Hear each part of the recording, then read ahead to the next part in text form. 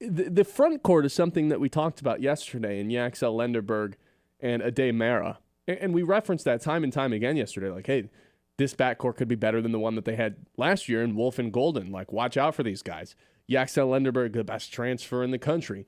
Yadamera is now this 7'3". He's the new Zach Edey in the Big Ten. He's the new Golden in the Big Ten. The guy that you just cannot stop because he's just a tree down in the paint. Something we failed to mention yesterday, and something that I think failed to be brought up when we were talking about all these Michigan transfers, was Merez Johnson from Illinois. 6'9", looks like he could be playing next to Jayson Barham because he's like that big of a dude. Could be playing for Sharon Moore's defense. He comes in, scores 20-plus points, and he started like 7 for 7 from the field, and he just brings even more size. He had never shot in a three until last night.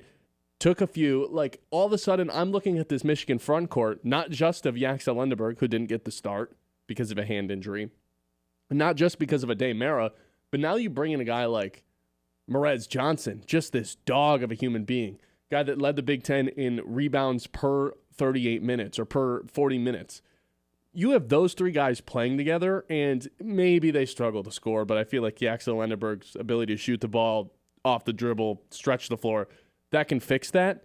Those three guys, just the size that they bring, might be enough to overwhelm basically every team in the Big Ten. And it's really early. I'm not looking at like telling you conference odds or predicting Michigan to win the Big Ten, but everything you needed to see last night, you saw for a team that the Michigan fans going into the season thought maybe this is the year that not only can they win the Big Ten, but kind of take that next step because of Yaxel Lendeborg.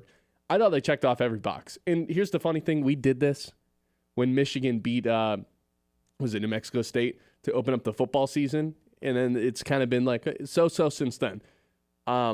This Michigan basketball team feels a little different. And I want to start things off, and I want to get to the point guard. I want to get to the 5-star freshman. I want to get to why Lendeborg came off the bench. But this Merez Johnson pickup in the transfer portal, I think flew under the radar and is going to have a much bigger impact than we necessarily realized going into this season.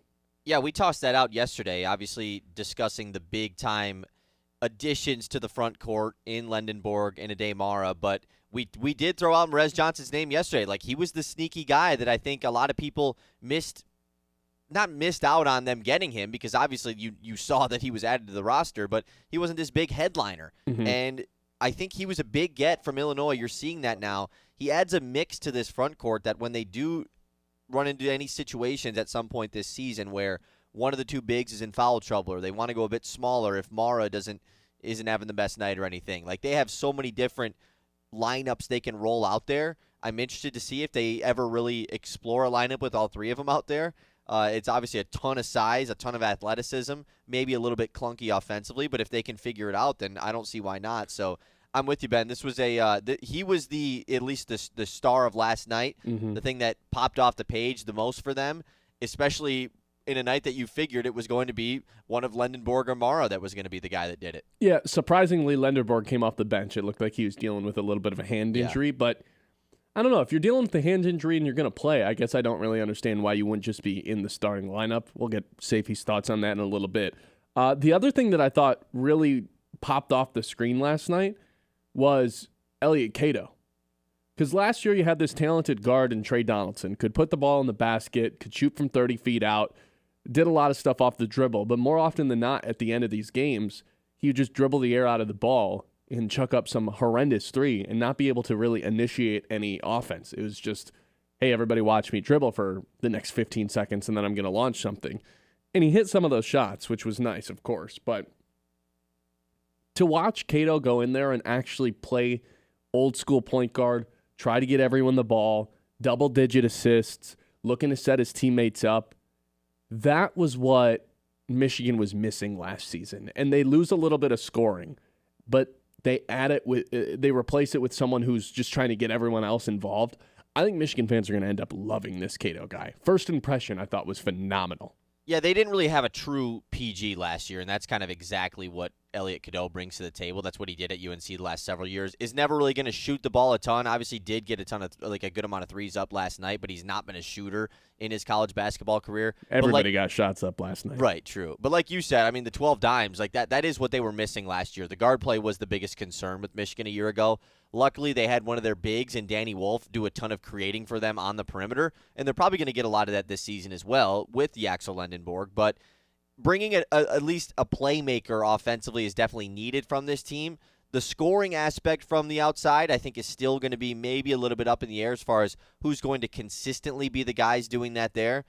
Obviously, the vet and Amari Burnett being there is year 6 for him, I think, technically. But I mean, that's just a popular. Everybody has a guy like that now in college basketball, so that's not even a dig at Michigan or anything. So he's the new Eli Brooks. He's just been here forever. Exactly. And he's obviously a nice key player to have. But yes, Elliot Cadau is the for sure thing that this team missed last year. You compare him to Trey Donaldson. I was always a guy that was out on Trey Donaldson 24/7.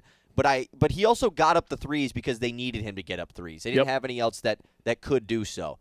They don't need Cadau to do that this year because they have other guys that are going to get those shots up. They just need him to set up everyone else offensively.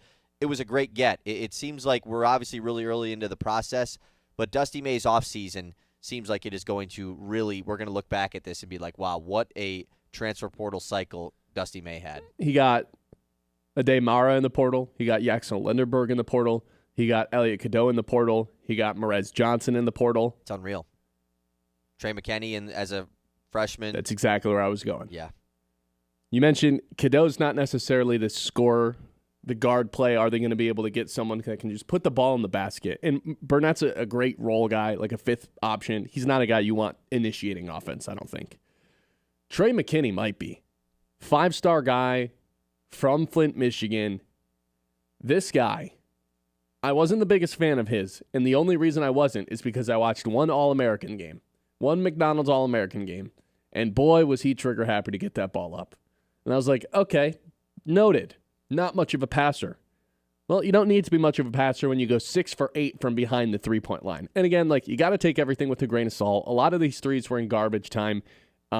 It's against Oakland, respectable opponent, but Michigan just seems to be on a different level this season. And Michigan's non-con schedule is it's not Michigan State's, I'll tell you that. They should have a pretty successful record when they get into Big Ten play overall. But Trey McKenna, if he can provide that Michigan team as a true freshman a little bit of offense, well, all the attention's on the big guys on the front court, that's, to me, the X factor for this team. We know what Yaxel Lendeborg is. We know the size that they bring to the table. We know that they have a true point guard. But if they can get this spark off the bench in Trey McKenna as a freshman, that's, to me, the separator and how Michigan can kind of jump over the fence of not just being a good Big Ten team, but maybe a team that can, go make some noise in March and not get taken out of the tournament by one of these SEC and Big 12 schools, which seem to just be the conferences that everyone's kind of looking up to right now. Yeah, absolutely. I mean, that's this different part about this Michigan team where it was a year ago, it was really just the Dusty May and Vlad Golden show, and then you got games from Roddy Gale, and you got games from Trey Donaldson. Whereas this season, obviously, it still is going to be the front court double big man show. I think that totally is going to be the case. But they have so much a much better supporting cast. There's so many other pieces on this team, like a Trey McKenna, who, he is the top freshman in the state of Michigan, coming in, and he's going to play a significant role for this team, probably be the 6th or 7th man. But what? Right. But there's not pressure on him to be this freshman that they need him to score a ton of points. And so, whereas last year there was a lot of pressure on anyone outside of those bigs to be the third guy on any given night. This Michigan team is very scary. They scream like a team that can make a deep run in March. Obviously, we're one game into the season. We're not going to overreact and say they're the favorites to win the national title. But at the end of the day, they were ranked 7th in the preseason for a reason. People view this team very highly, and I don't think there's any reason why we shouldn't either. Final score, what'd they end up putting up? 121 points. It's 69 at halftime, man. Yeah. How do you get that many points? I saw that score at halftime. And because we got done with the Central Michigan game, saw that, and I was like, that's got to be wrong. Typo. The time is it's got to be middle of the second half, right? It was unreal. No, they right from the jump just absolutely blitzed Oakland, who, in years past has given Michigan State somewhat of a fight. And yesterday it was Colgate. They gave Michigan State a fight.